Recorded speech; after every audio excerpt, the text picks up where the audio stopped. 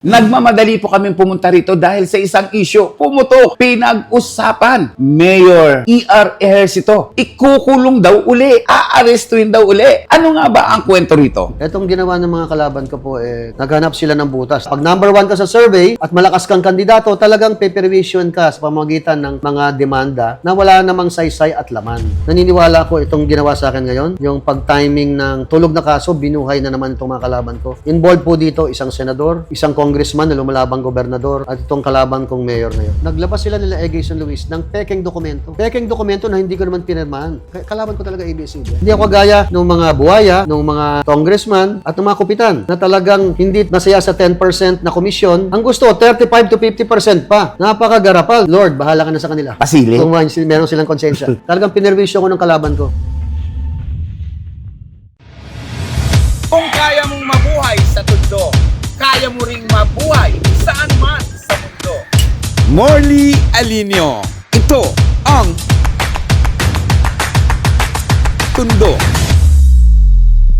Yes! Magandang tanghali, hapon, madaling araw, umaga, kung anong oras man dumarating sa inyo ang vlog kong ito. Uy, teka muna, saglit lang. Isang makatotohanan, isang tapatan, isang realidad na kwentuhan. Mula sa Maynila, pumunta kami rito sa Pagsanhan, Laguna, na kung saan ikakausapin nga natin, kaharap natin ang nag-iisang dating gobernador, aktor, at napakaraming award in showbiz. Please welcome, Mayor E.R. Ejercito.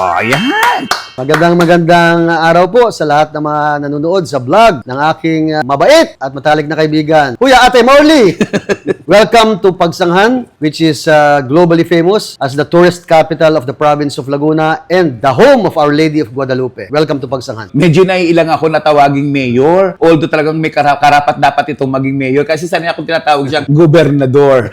Kumusta na po kayo? Ano po ang pinagkakabalahan nyo ngayon? Sa ngayon naman, paunti-unti po nating ilalabanan siyempre ang grief, no? At pagluluksa dahil sa yumao nating isang may bahay na si Mayora Girlie Maita Javier Ejercito na pumanaw noong November 3, 2024. Kaya I'm trying my best to move on and find my balance kasi Mayora Maita has been my partner, my wife for 36 years. We have 6 children. Kaya ako'y nagluluksa pa rin hanggang sa ngayon dahil ilang buwan pa lang, 4 months pa lang. Kaya medyo sariwang-sariwa pa para sa aking mga emosyon.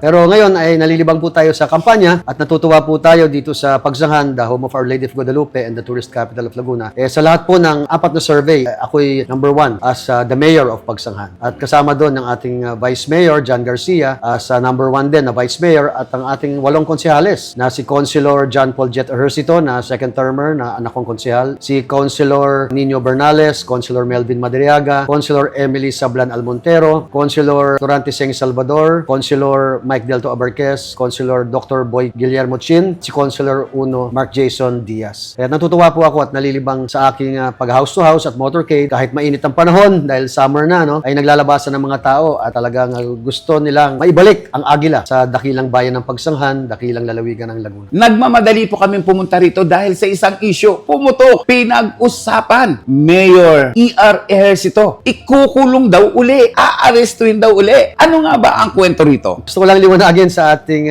mga kakampi, ganyan din sa ating mga haters, no, na hindi po kailanman ako na-disqualify, hindi ako kailanman nakulong. Sa pelikula, ilang beses ako nakulong sa pelikula dahil puro gangster roles ang aking ginagampanan. At pinatay ka pang adon. Ilang beses na rin akong pinatay sa pelikula, marami na rin akong pinatay sa pelikula dahil madalas ay gangster roles. Kagaya ng Manila Kingpin, The Asyong Salonga Story, Boy Golden, The Arturo Porcuna Story. Gumawa pa ako ng Okso Sige-Sige, Bahala Sputnik, Bilibid Boys, Cuatro Cantos, at Batang Munti, Sagad na Atraso Mo. Marami akong nagawang pelikula. So ako naman, natutuwa kasi kapag ikay binabanatan o sinisiraan, ibig sabihin, may halaga ka. So nakikita yung threat ka sa kanila. Dahil nga ako'y consistent na lagi number 1 sa mga surveys, magmula nung ako'y mayor ng Pagsanghan, 2001, 2004, 2007, 3 eleksyon ng mayor, ako lagi number 1 sa mga survey, kaya lagi ako sinisiraan. Ngayon, nung ako'y nag-file ng aking candidacy bilang gobernador ng lalawigan ng Laguna, noong 2009, ang aking mga kalaban, sumanib, nagsama-sama. Talagang pilit akong pinababagsak. At binayaran po nitong mga kalaban ko, na naging kalaban ko sa governor noong 2010, binayaran nila ang 5 bangkero, no, para ihabla ako. Huwag po kayo maniniwala sa fake news, no. Ako'y malaki po ang paniniwala ko at respeto sa sa ating Philippine justice system at may proseso po yan. Hindi ka basta-basta madi-disqualify, hindi ka ba basta-basta magkakaroon ng perpetual disqualification, hindi ka basta-basta makukulong. May dadaan po pa ito sa proseso. So itong mga kinakaso sa akin, 12 po yan. Ano po ito mga kinaso sa inyo? 12 po yan. Yung 11, Kuya Ate Morley, ay na-dismiss na. Kasama na dyan yung overspending case. Doon ka talaga binanatan ng mga kalaban mo. Noong 2014, sa pamumuno ni dating Presidente Benigno Simeon Noynoy Aquino III, noong 2013, kasama niya itong aking mga kalaban sa politika na sina Egay San Luis, kasama si Dan Fernandez, si Mar Rojas, kasama ang kanilang Benji Agaraw, at ganyan din ang mga abogado nila, si Attorney Rodel Padirayon at Rebanal. So nag-file sila ng overspending case noong 2013. Egay San Luis at Rene Catarino. Alam mo ba, dinismiss ang kaso dahil sa lack of evidence. Pagkatapos na ibaba ka nila sa pwesto? After na tinanggal ako noong 2014, dinismiss nila this year, after 12 years. So dapat yan may mga damages, di po ba? Opo, dapat may mga damages kayo matatanggap dahil sa ating batas, Vox Populi, Vox Dei. Ano nangyari? The voice of the people is the voice of God. Ako'y nahalal overwhelmingly noong 2010 at 2013. Noong 2010, tinalo ko si Joey Lina, si Dennis Lazaro, at si Ramil Hernandez. Opo. Ako nagwagi 2010 na gobernador. 2013, nag-one-on-one kami, tinalo ko ang liberal na si Egay San Luis. Tapos 2014, isang taon pa lang ako sa pagka-gobernador, tinanggal agad ako because of overspending. Wala naman pong natatanggal sa overspending. Isang malungkot na kwento sa buhay ni E.R. Ejercito, ang mayor natin dito sa Pagsanhan. Isang pangyayari na hindi niya malilimutan. Pero bago iyon, bago natin balikan yung hinagpis niya habang nililisan niya ang kanyang tanggapan, balikan natin yung kwento na kung bakit narito ako. Yung sinasabing insurance daw na nangyaring dayaan, graft and corruption. Ano po ito? Noong 2009 kasi, ako'y lalabang gobernador. Kaya nagsama-sama nga po ang aking mga kalaban sa politika na sina pamilya Lazaro, ang pamilya Hernandez, ang pamilya Lina, pati na rin San Luis. Nagsama-sama sila at pati Agaraw. Dahil nga ako'y number 1 sa mga survey, lamang na lamang ako noong 2009 as governor ng Laguna, meron mga politikong nagbayad sa 5 bangkero. Ano at po yung bangkero na to? Nag-file ng kaso laban sa akin na mali daw ang proseso. Gross negligence ang tawag. Ayun! Ang termino ng ombudsman, ang termino ng Sandigan Bayan at ng Supreme Court ay gross negligence. Yun po ay pagpapabaya. Pero wala po itong pagnanakaw, kagaya ng mga DAP scam na yan, na talagang milyon piso ang nawala sa kaban ng bayan. Ito po ay pagpapabaya daw ng proseso ng public bidding. Kasi po, nung ako'y mayor ng Pagsanghan, aking unang termino, napakaraming problema. Ang ating mga boatmen noon, nasa mahigit 2,000, no? Ang daming problema, ang daming reklamo sa Department of Tourism, at sa Philippine National Police, at Philippine Army, at Office of Civil Defense. Dahil itong ating mga bangkero noong araw, ay napakaraming paglabag sa batas. Andyan ang anti-flagging law sa pagsunod at paghabol sa mga turista. Andyan ang overpricing, underpricing ng boat ride rate. Nandyan po ang rape at harassment, sexual harassment sa mga turista, local and foreign domestic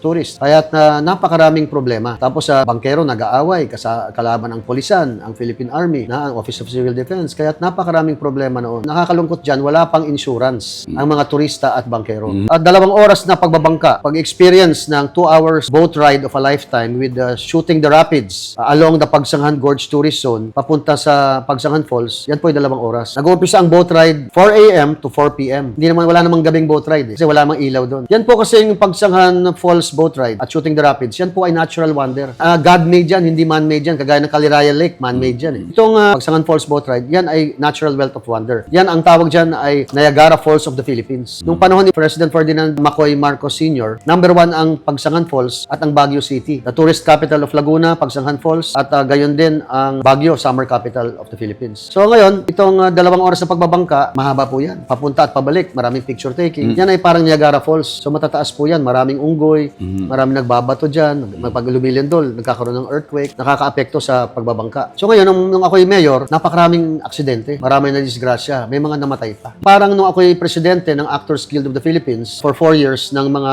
bida, kontrabida, bid player, extras at mga stuntmen. Yung mga stuntmen, kuya, wala pong insurance. Pumunta ako sa 4 na malalaking insurance company. Yung Manulife, Oriental, yung PhilAm, at marami pang ibang insurance companies. Nireject lahat nila ang pag-insure sa mga stuntmen dahil delikado ang buhay ng stuntmen. Kapareho po niyan ng buhay ng turista at mga bangkero. Ang boat ride kasi kaya delikado yan, one way in, one way out. Ang tubig galing sa lalawigan ng Quezon, Nakulo Falls, pababa sa Pagsanghan Falls, pababa sa Pagsanghan Lumban River, palabas ng Laguna Lake. So 24 hours na tubig yan na napakalakas lakas ng tubig. Hindi po humihinto yan. So marami nang nadisgrasya at namatay dyan, kagaya ng scuba diver. Nag-scuba diving doon sa may Pagsanghan Falls, hindi na lumutang. Ilang araw bago lumutang. Patay. Tapos meron din Chinese national. Panahon ko po yun, mayor po ako noon, na mag-aanak. Kasi ang boat ride, malaking bangka yan, dalawang bangkero. Tapos maximum of 3 passengers. Pwedeng dalawa, pwedeng isa. So itong aksidenteng ito, nung mayor ako, first term ko noon, ang sakay, tatay, Chinese national, nanay, Chinese national, anak, 12 years old. Nung nagkaroon ng flash flood, pagbulwak ng tubig, baliktad yung mga bangka.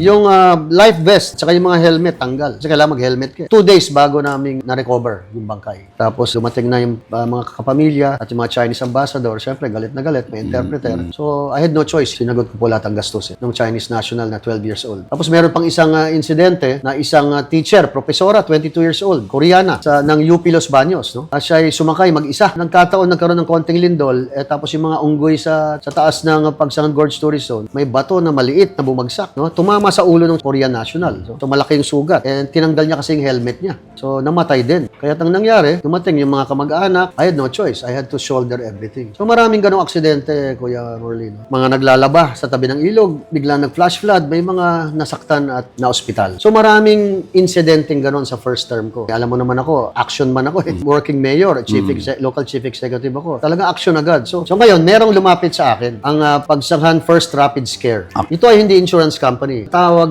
natin dito, service provider na ito, Accident Protection Assistance Program. Okay. APAP. So, pinag-aralan namin ng Sangguniang Bayan ang proseso, no? Kung ito ba'y advantageous to the government. Kasi gusto ko lagi advantageous to the government. Income generating ang mga proyekto natin. At gayon din, this is for the safety, security of our tourists and boatmen. Sa madaling salita, naaprubahan ng Vice Mayor at ng Konsyal. Naaprubahan din ng Mayor. Napirmahan po namin lahat. Kompleto dokumento. Hanggang ngayon po, yung Accident Protection Assistance Program na ongoing. Kahit kinasuhan na ako ng mga kalaban ko, ongoing po ito na programa para sa mga turista at mga bangkero na merong ambulansya, na merong mga rapid stander, mga emergency response team na nagbabantay sa mga turista from 4 a.m. to 4 p.m. Itong ginawa ng mga kalaban ko po, naghanap sila ng butas dahil lalaban po akong governor. So gusto nila talagang perwisyuhin si Gov. E.R. Ejercito. Sinampahan po nila ng kaso. Pina-approve ko daw yung Accident Protection Assistance Program na yan na walang public bidding. Diba? Kulang daw ako sa dokumento. Hindi na daw kailangan ng public bidding dahil ito po ay negotiated procurement at negotiated bidding. Dahil wala pong gustong sumali sa bidding, wala pong pagnanakaw dito. But this case falls under the Graft and Corruption Practices Act. Kaya pag binasa mo talagang magigiba ka eh. Kasi doon nagpo-fall sa Graft and Corruption Practices Act eh. Doon po siya nailagay. Kaya lang, maipagmamalaki ko po dito, wala po itong pagnanakaw. Hanggang ngayon po, existing itong programa na ito. Ako po ay talagang may political will. Kasi nung mayor ako, ang gulo-gulo ng mga bangkero. So ang ginawa ko po, pina-centralize ko ang operation ng pagbabangka. Pag merong lumabag sa mga violations sa batas na anti-flagging law, ng underpricing, overpricing, harassment, for steeping, at cutting trip, agad po pinakukulong ko yan. Pinadadampot, pinakukulong. Ang problema, babait po tayo. Kami ni Mayora, pag pumunta na ang bangkero kasama ang asawa ng may bit-bit na siyang dosena ng anak, siyempre, kami na tumutubos. Kulong namin, tubos din namin. Sa ngayon, hinablan nila noong 2009 ang kaso. So, hanggang ngayon, existing pa yung kaso. So, since 2009 hanggang ngayon, so it's been a long time, ilang years na yan. Bakit hindi natatanggal yung kaso? Kaya nga po kung saan-saan dumadaan, may mga politikong, alam mo na, dinedelay ang kaso. Hanggang sa ngayon, ginagamit nila ang kaso. Yung kasong yan po, lagi nilang nilalabas tuwing campaign period. Exactly every campaign period. Unang nilabas nila yan, 2010, 2013, 2016, 2019, 2022. Hanggang ngayon, 2025. 6 times na po nilang nilalabas yung kasong yan laban sa akin. Bakit? Para maperwisyo ang kampanya ko, para mabawasan ang boto ko. So, mind setting, kasi negative impression. Saka fake news. Lagi na sinasabi, disqualified ako, perpetually disqualified. Lagi nila sinasabing, makukulong ako. Na hindi naman po totoo. Unang-una, hindi ako makakapag-file ng aking Certificate of Nomination kung CONA kung ako ay perpetually disqualified. Di po ba? Opo. Ako nakapag-file last year noong October ng aking Certificate of Nomination as mayoral candidate of Pagsanghan, Laguna. So nakapag-file ako ng CONA, nakapag-kampanya ako ngayon, nangangampanya ako, makakalaban akong mayor. Ako ay mahahalal sa May 12, no? 2025. Masakit ito, pero ibabato ko po sa inyo. Ano po ang reaksyon nyo kapag kayo ay pinagbibintangan at sinasabihan magnanakaw? Hindi naman po, wala naman po silang mapatunayan patunayan na ako'y magnakaw. Wala po akong kasong pagnanakaw sa Kaban ng Bayan. Never po ako. Since Mayor 9 years, ako'y naparangalan ng DILG at ng Senado twice as one of the 10 most outstanding mayor of the Philippines. 2 beses po yan. Bago ka mabigyan ng parangal from the Local Government Leadership Awards, ang number 1 pong criteria, dapat wala kang kaso ng graft and corruption. Never po akong karoon ng kasong pagnanakaw sa Kaban ng Bayan. At ang LMP, League of Municipalities of the Philippines, 2007, pinarangalan naman ako ni LMP President Mayor Guico ng top 15 outstanding mayor of the Philippines. Nung governor po ako, dahil sa aking good governance, binigyan ako ni President Noynoy Aquino ng pinakamataas na award, Presidential Lingkod Bayan Award, ang pinakamataas na award para sa isang halal na opisyal. Sa Calabarzon Region 4A area, si Governor E.R. Ejercito lang po ang unang-unang nabigyan ng Presidential Lingkod Bayan Award because of my good governance, which means transparency, accountability, and following strictly the rule of law. Kaya kung sa pagnanakaw sa Kaban ng Bayan, wala po akong kasong pagnanakaw sa Kaban ng Bayan. Wala akong kasong DAP-PDAP, wala akong graft and corruption. Ang kinaso po sa akin 11, kasama na yung overspending na dinismiss na noong January 2025 this year, after 12 years, dismiss na po yun. Talagang pinerwisyo ko ng kalaban ko. Itong natira na lang po, ito yung Accident Protection Assistance Program sa mga bankero at boatman. Kaya ako, good governance. Yun ang may pagmamalaki ko. Parang si Mayor Vico Soto, good governance din po yan. Marami rin kaso yan. Kinasuhan din yan ng mga kalaban para maperwisyo ang kampanya. Si Mayor Benji Magalong, good governance din yan. Marami rin kaso yan, kinasuhan ng mga kalaban para perwisyohan ang kampanya. Ganun po talaga. Pag number 1 ka sa survey at malakas kang kandidato, talagang peperwisyohan ka sa pamamagitan ng mga demanda na wala namang saysay at laman. So ngayon, itong pinagkikwentuhan natin yung Accident Protection Assistance Program sa bankero at turista, may proseso po ito. Ang unang naglabas ng mga balitang yan, ABS-CBN at Rappler. Kaya ang mga ABS-CBN at Rappler, mahal na mahal nila ang pamilya Ejercito.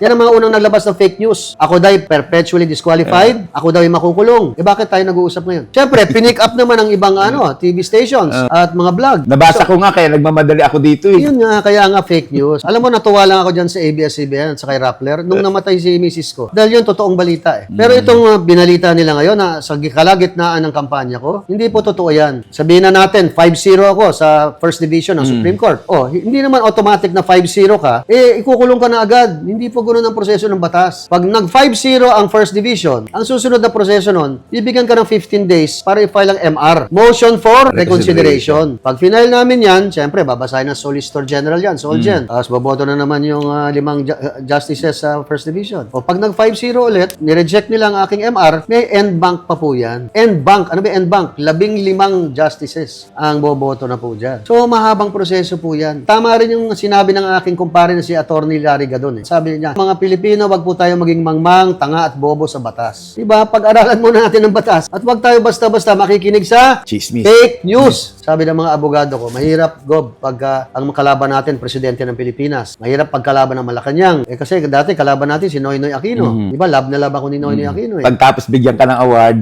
kalabang ka na. Pag binigyan ako ng Presidential Lingkod Bayan Award, pinag-host pa niya ako ng palarong pambansa. Tapos, after a couple of months, tinanggal kami. Sunod-sunod kaming tinanggal. Noong 2014, lahat ng probinsya natalo ang liberal. Sunod-sunod kaming tinanggal. Sino unang tinanggal? Ang kapartido ko, kumari ko, si Governor Gwen Garcia. Walang kakwenta-kwentang kaso ng graft and corruption. Na-dismiss na rin. Governor ulit si Governor Gwen Garcia. Sunod naman tinanggal at kinulong ang 3 kaibigan natin. Senador Bong Revilla, Senador Jinggoy Estrada, at Senador Juan Ponce Enrile. Pero selective yun Lahat ng senador involved dun Bakit 3 lang? So mahabang story yun. So dahil sa Hacienda Luisita, galit na galit si Noynoy Aquino. Tinanggal niya si Chief Justice Corona. Di ba? Namatay. Patay na yun. Sa sama ng loob. Pero tinanggal sa pwesto dahil sa SALN. Tapos pinalit. SALN din tinanggal. Puro SALN. Babae. SALN, Di ba yung karma? So after Chief Justice Renato Corona, tinanggal naman si Pangulong Gloria Macapagal Arroyo. Kinulong. 6 years, 6 months. Dahil din sa Hacienda Luisita. Tapos si Mayor Junjun Binay, tinanggal din sa pwesto. Sunod-sunod kami. So marami kaming tinanggal year 2014-2015 because of selective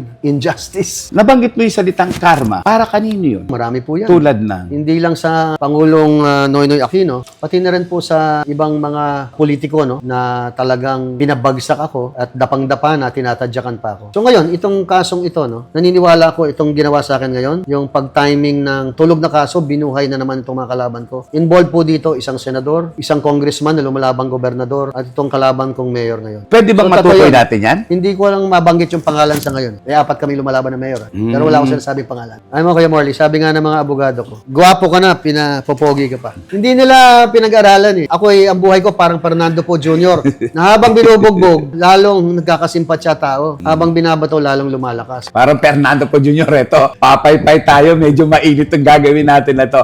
Ipasusulat natin kay Mayor E.R. Ejercito yung sinasabi niya mga involved. Pero, sorry po, hindi ko po ito ilalantad sa inyo. Ayan, para alam ko lang po. Ha? Kailangan ba sulat? Bubulong ko na lang sa'yo, mamaya. Blind item to kung sino-sino ito na sinasabi niyang humahadlang na lagi na sa tuwina ay gumagawa ng paraan kapag malapit na ang eleksyon. Bawat 3 years, iba-ibang kalaban ko eh. So, bawat 3 years, yun ang ginagawa. So, ngayong kampanyang ito, itong yun. tatlong ito ang bumuhay sa kaso. Tulog na to eh. Oo. Binuhay pa nila yung kaso. Tapos, ang masama, pinick up ng ABS-CBN at ng Rappler, puro fake news ang pinalalabas. Pero, hindi nila pinapaliwanag, no, sa ordinaryong Pilipino na merong proseso ang batas. Dapat ipaliwanag nila maigi kasi pag binasa ng botante yan, naku, hindi ko na iboboto yan. Graft and corruption yan, Opo. di ba? Pero actually, hindi graft and corruption yung kaso ko eh. Under the Graft and Corruption Practices Act, but it is act of gross negligence. Pagpapabaya, yun ang kinaso sa akin. Hindi pagnanakaw ng pera sa bayan. Hindi ako gaya ng mga buhaya, ng mga congressman at ng mga kupitan na talagang hindi nasaya sa 10% na komisyon, rebate o goodwill money o tongpats. Ang gusto, 35 to 50% pa. Laki ah. Napakagarapal, no? Hindi tayo ganun. Kung meron mang donasyon ang mga contractor, supplier, 5%, 10%, magbigay kayo in kind, not in cash. Pero itong mga kalaban ko, in cash ang gusto. So, substandard na ang project, Kuya Marley. Imbis na haba ang kalye, iikli ang kalye. Imbis na kakapal ang kalye, ninipis ang kalye. Imbis na matibay ang building, substandard. Pati tulay, substandard. Lord, bahala ka na sa kanila. Pasili. Kung meron silang konsensya. Hindi ako Ayan. initials na lang. Ayan. Oh. Senador, Oh. congressman, mayor. Yan. Medyo itatago natin. Itatago po namin to. Personal nating kalabang mortal yan kasi hindi nila matanggap ang katotohanan na mas magandang lalaki si Asyong sa kanila. Fast forward tayo. Isang kwento ang bubuksan po natin. Ito yung mga panahong may hawak na baril, lumalaban, palaban. Ito yung kwento na may kilalaman sa pagbaba niya bilang gobernador ng Laguna. Isang kwentong hindi malilimutan. Governor, pakikwento nga po sa taong bayan. Tayo po ay consistently, Kuya Morley, na malakas sa surveys. Consistent top 10 outstanding mayor of the Philippines from DILG at Senado. At nung ako'y governor naman, twice akong nanalo. So, ibig sabihin, ang imahen o ang branding na aking kinreate ay good governance. At naging ISO certified quality management system pa ang aking paglilingkod bayan. Pag number 1 ka sa mga survey at pag maganda ang pamamahala mo, marami pong magagalit dahil threat ka. So, nakita po nila, di ba, ang dami ko award bilang politiko o public servant leader. Marami akong award bilang artista at producer ng pelikulang Pilipino. Dahil ako'y naka-10 best picture, naka-8 best actor. So maraming naiinggit dahil pumutok bigla yung pangalan ko eh. Noong 2010 hanggang 2014. So ang programa sana nun, pag natapos ko yung naging gobernador, 9 years, pagsesenador na rin po sana ako. Unfortunately, 4 years pa lang ako as governor, pinutol na agad ni President Noynoy Aquino ang aking ambisyon na magsenador. Ma-action po yung pagbaba po ninyo. Opo, kasi 2 linggo po ako sa Kapitolyo at lagi kami nag-usap ni Governor Gwen Garcia dahil siya rin po, di ba, pinabababa. Pero 2 buwan siyang lumaban. Sinundo na nga siya ni Pangulong Erap Estrada at ni Vice President Jojo Binay noon para bumabala. Para walang magkasakitan sa Kapitolyo ng Cebu Province. Ako po, ang dami ko ng kasamang mga ex-Philippine Army at ex-Philippine Police, mga kabuk at kabrad natin. Pinapadla ko na ang buong Kapitolyo noon nung pinadala sa akin ang order ng DILG at ng PNP at ng Malacanang kailangan ko nang bumaba. May 2014. Kasi May 30 ako bumaba eh. Pinawelding ko, pinalagyan ng kadena, yung 4 na entrance at exit. Pinalagyan ko ng 10-wheeler truck kaya wala makadaan. So 2 linggo kami nagbi-vigil doon at pinaglalaban ang karapatan ko bilang lehitimong halal na gobernador. After 2 weeks, tumawag si Pangulong Joseph Erap Estrada at sabi niya, "PR, makinig ka sa akin. Ha? Alam ko naman na turing mo sa akin pangalawang ama dahil namatay na yung father ko noong 1988, si George Estregan Sr. Makinig ka sa akin, pupunta ako dyan, mag-usap tayo para walang masaktan." Bilang pagrespeto sa aking pangalawang ama, idol at mentor, kaya nga ako nagpolitiko dahil sa kanya. Kaya ako nga ginawa yung Asyong Salonga, di ba? Dahil kay Erap. Siya yung original Asyong Salonga, ako yung makabagong Asyong Salonga. So dumating si Pangulong Erap sa Kapitolyo ng lalawigan ng Laguna noong May 2014 at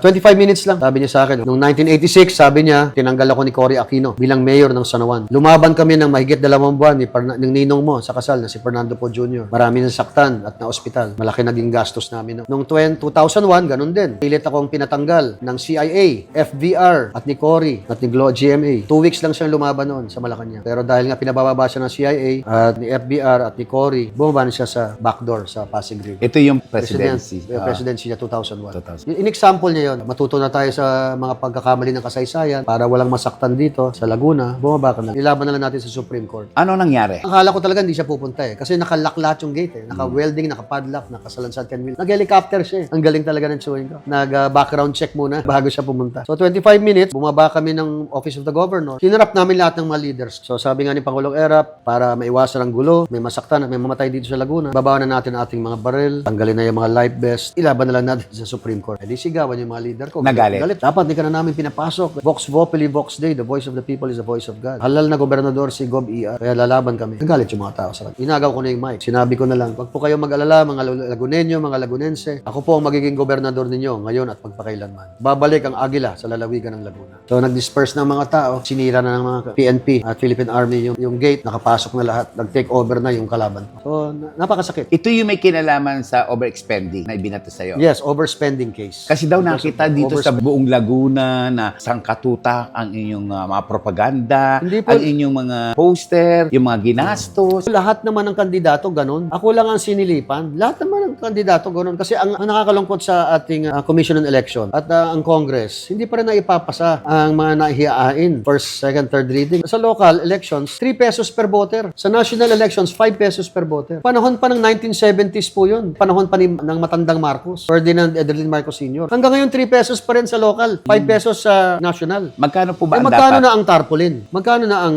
diesel, ang gasolina, crudo, coordinator, ang watcher, ang TV ads? Lahat yan, mahal na ngayon. Pero hindi pa rin na-amienda at nare-revisa yung batas na yan na 3 pesos per voter. Kayo po. Kagaya ng palagay Laguna. mo. Kasi ang Laguna ay top 5 vote-rich Opo. province. Ang number 1 vote-rich kasi Cavite, Cebu, Pangasinan, Opo. Negros, Laguna is number 5. Then Batangas, Bulacan. Yan ang top 7. Kaya ang presidente ng Pilipinas, swing midterm and full-term 6 years elections, ang campaign. Mainit yan sa top 7, top 10 vote-rich provinces. Ang botante po namin dito, 2 million mahigit. Lami. Kaya nga, si Senator Francis Tolentino, dating mayor ng Tagaytay, Calabarzon lang, ilan ng Calabarzon? Almost 30 million votes. Panalo ko na eh. Calabarzon pa lang. Kasi ang Calabarzon ngayon ang number 1 vote-rich region. Calabarzon, NCR, then Region 3, yung Pampanga. Calabarzon ang pinakamadaming botante sa ngayon. Ha? Cavite, which comprises Cavite, Laguna, Batangas, Rizal, Quezon. Southern Tagalog, Region 4A. So ngayon, dito nga sa Laguna, we have 2 million voters. So 3 times 3 pesos. Ang sinubmit ko, almost 4 million pesos lang. Statement of Contributions and Expenditures, SOSE. Tama, sinunod ko yung 3 pesos na batas. Okay. Sinunod ko yung tama. Ang ginawa ng ABS-CBN, naglabas sila nila Egay San Luis ng pekeng dokumento na merong nag-donate sa akin ng TV ads. Pekeng dokumento na hindi ko naman pinirmahan.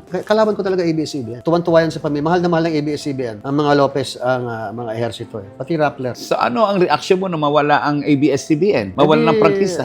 Secret. Hindi ka nagpapansit? Nung nangyari sa ABS-CBN yan, tumahimik na lang ako. Tumingin na lang ako sa langit. Hindi mo sila binalikan para kasuhan dahil na-dismiss. Napatunayang wala kang Hindi, kaso. I believe in the natural law. I believe in the code of karma. Ako'y madasalin tao, Romano Katoliko ako, I'm part of Opus Dei. Kung ano ginawa mo sa kapwa, mababalik din sa inyo.